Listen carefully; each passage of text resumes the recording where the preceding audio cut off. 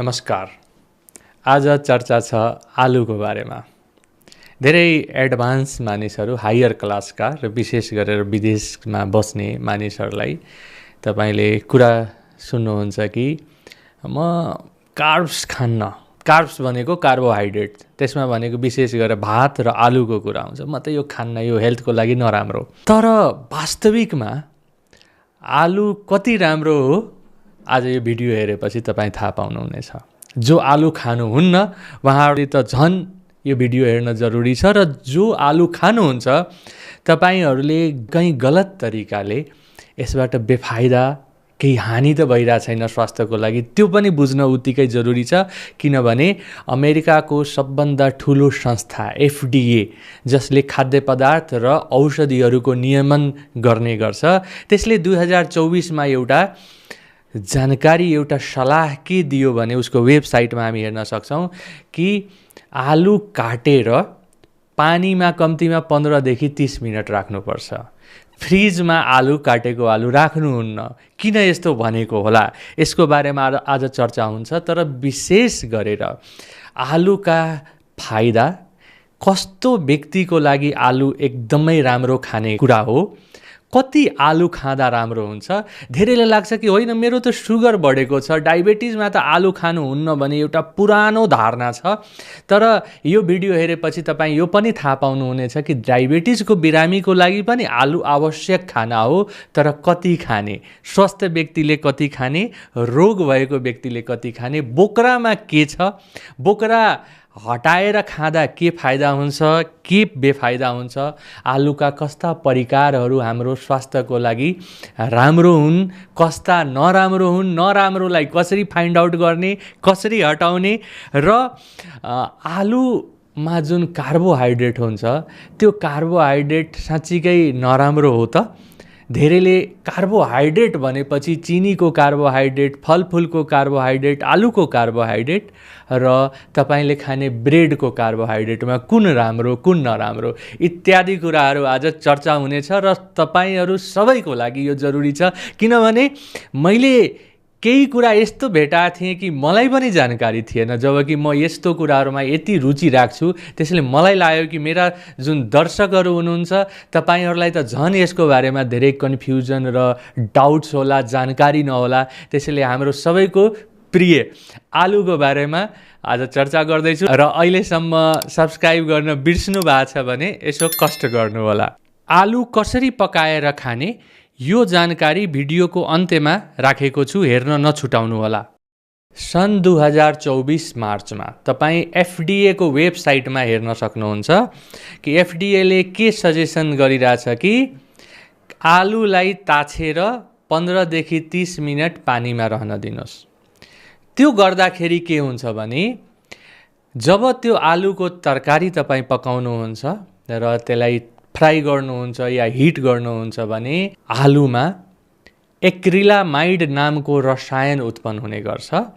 र त्यो एक्रिलामाइडले हाम्रो स्वास्थ्यलाई हानि कसरी गर्छ म बताउने छु। तर यदि तपाईँ त्यो आलुलाई 15 देखि 30 मिनट पानीमा राखिदिनु भयो भने त्यो एक्रिलामाइड उत्पन्न हुने पकाउने बेलामा त्यसको सम्भावना निकै घट्छ।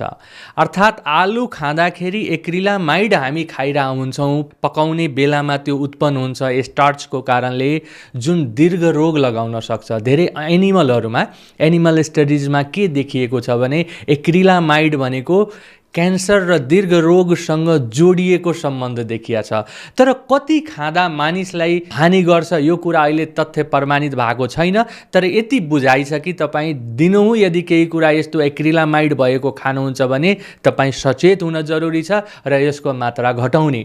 आलु त हामी डेली खान्छौँ, आलुका विभिन्न परिकारहरू खान्छौँ। त्यसैले आलु खाँदा एक्रिलामाइड बढी भएको आलु खानु भएन। त्यसको लागि पहिलो कुरा, आलु काट्ने बेलामा तपाईँ पानीमा 15 देखि 30 मिनट छोड्नुहोस्। यो मेरो लागि बिल्कुल नयाँ जानकारी थियो।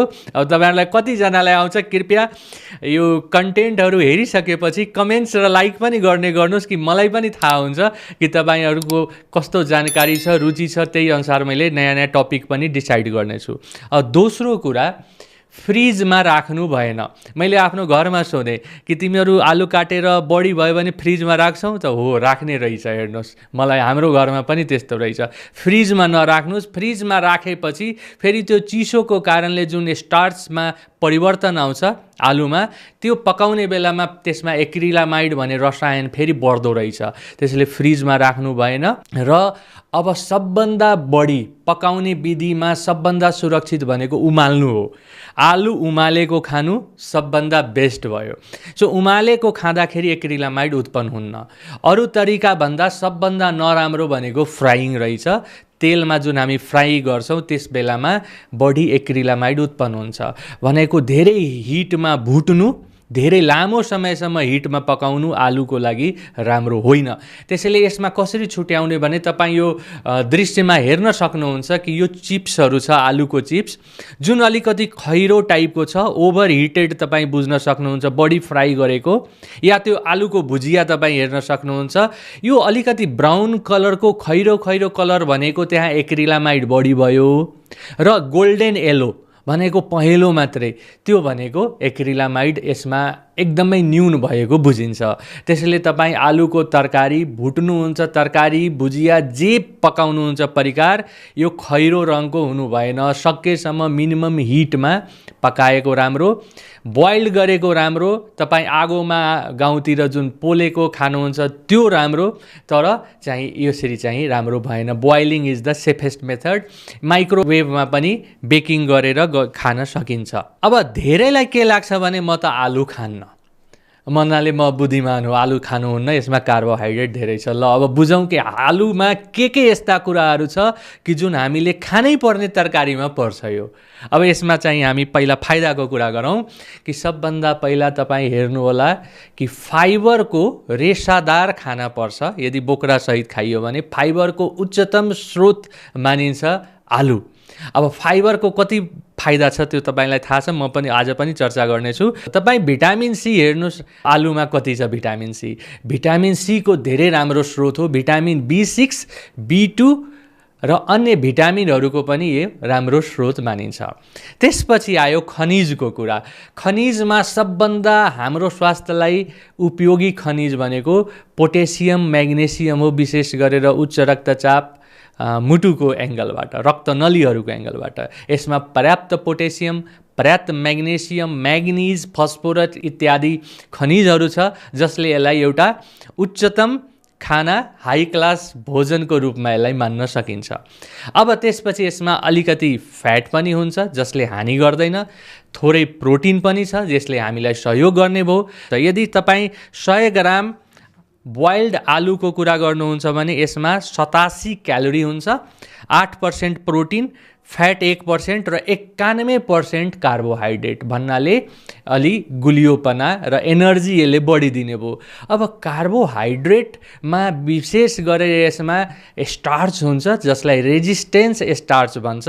यदि हामी यो कार्बोहाइड्रेट खायौँ भने तुरुन्तै यसमा पाचन नभएर अलिकति समय लिन्छ। यसले हाम्रो ग्लुकोज स्पाइकलाई पनि अरू कार्बोहाइड्रेट जुन अब चिनी भयो या अरू गुलियो खानेकुराहरू, रिफाइन्ड फुडहरू जतिको, यसले चाहिँ अचानक ग्लुकोज स्पाइक्सहरू बढाउँदैन। अर्को कुरा के छ भने अब डायबिटिज र मोटोपनलाई यसैसँग म अहिले जोडिहाल्छु, किनभने आलुमा यसले आलु खाएपछि हामीलाई भोकलाई यसले मार्छ। भन्नाले भोक धेरै लाग्दैन यदि आलु खाइयो भने अरू खानेकुरा फास्ट फुडको तुलनामा।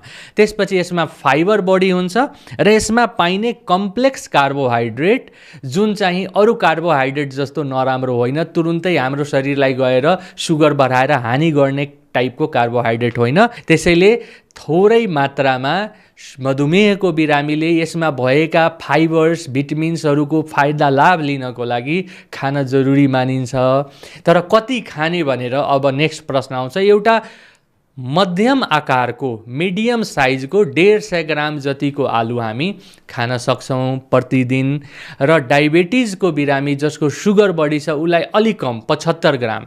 अब यहाँ विचारणीय कुरा के छ भने क्यालोरी म्यानेजमेन्ट पोइन्ट अफ भ्यूले हेर्नुहोस् कि तपाईँ यति भात र यति आलुमा उस्तै क्यालोरी हो भने मैले यति भात नखाएर आलु खाएँ भने आलुमा पाइने फाइदा पनि त मसँग आयो। फाइबर आयो, भिटामिन सी आयो, खनिजहरू आयो र स्टार्च पनि यसको नराम्रो होइन। जति नराम्रो भातको छ या कुनै रिफाइन्ड खानेकुराहरू जुन हामी ब्रेड खान्छौँ, बिस्कुट खान्छौँ, यसमा त धेरै नराम्रो कार्बोहाइड्रेट हो नि। सो योभन्दा त यो धेरै राम्रो हो। सो यो कम्पेरिटिभली हामीले यसलाई राम्रो कार्बोहाइड्रेटको स्रोतको रूपमा लिनुपर्छ, किनभने कार्बोहाइड्रेट पनि हाम्रो शरीरलाई सबभन्दा बढी चाहिने कार्बोहाइड्रेट हो हाम्रो लागि। आलु त्यसको लागि राम्रो सोर्सको रूपमा मानिन्छ। तर अब यहाँ विचार गर्नुपर्ने कुरा के छ भने आलु भनेको मेन हिरो होइन, यो भनेको साइड हिरो हो। यो अरू खानेकुराहरूसँग यसलाई मिसाएर खाँदाखेरि यसको मात्रालाई ध्यान दिएर हामीले खानुपर्छ। यसलाई मूल तरकारीको रूपमा यसलाई लार्ज एमाउन्ट खाइयो भने यसले चाहिँ फेरि हामीले प्रत्युत्पादक हुनसक्छ। त्यसले थोरै मात्रामा नियमित आलु खानु चाहिँ राम्रो हो। यसले फाइदा कहाँ कहाँ गर्छ भने सबभन्दा बढी पाचन प्रणालीलाई किन फाइदा गर्छ भने यसमा फाइबर पर्याप्त हुन्छ र यसमा केही गुड ब्याक्टेरियाहरू पनि हुन्छ जुन चाहिँ हाम्रो पाचन प्रणालीमा गएर आबद्ध भएर यसले चाहिँ हाम्रो शरीरलाई फाइदा गर्छ। सो एउटा डाइजेसनलाई राम्रो गर्ने भयो र यसमा एन्टिअक्सिडेन्ट्सहरू पर्याप्त हुन्छ। एन्टिअक्सिडेन्ट्स विभिन्न किसिमका आलुमा पाइन्छ, तर तपाईँले सेतो आलुभन्दा जुन अलि नीलो हुन्छ या रातो हुन्छ त्यो आलुमा एन्टिअक्सिडेन्ट्स, कलरफुल आलुमा एन्टिअक्सिडेन्ट्स बढी हुन्छ। यसमा रोग निरोधक क्षमता पनि छ। भिटामिन सी र अरू एन्टिअक्सिडेन्ट्सको कारणले यसले दीर्घ रोगबाट बचाउने, रोगहरू लाग्नबाट रोक्ने, स्किनलाई पनि फाइदा। तपाईँले तौल म्यानेजमेन्टमा पनि यहाँ यसको रोल छ, सेटाइटी र अरू कारणले। सो कुल मिलाएर हेर्दाखेरि अनि हामीले पोटेसियम म्याग्नेसियमको कारणले रक्तचाप र मुटुको लागि पनि राम्रो। आलुको बोक्रामा मेन चाहिँ फाइबर र खनिजहरू आलुको बोक्रामा छ। त्यसैले आलुको बोक्रा चाहिँ महत्त्वपूर्ण भयो। हामीले खाँदाखेरि यो कुरा एकदम विचार गर्ने कि आलुको बोक्रा हामी खाइरहेछ कि छैन। तर आलुको बोक्रामा कहिलेकाहीँ हटाउनु पर्ने अवस्था आउँछ कि हामीलाई विषादीको शङ्का लागेको छ भने त्यो बोक्रा ताछेर खानुपर्ने भयो।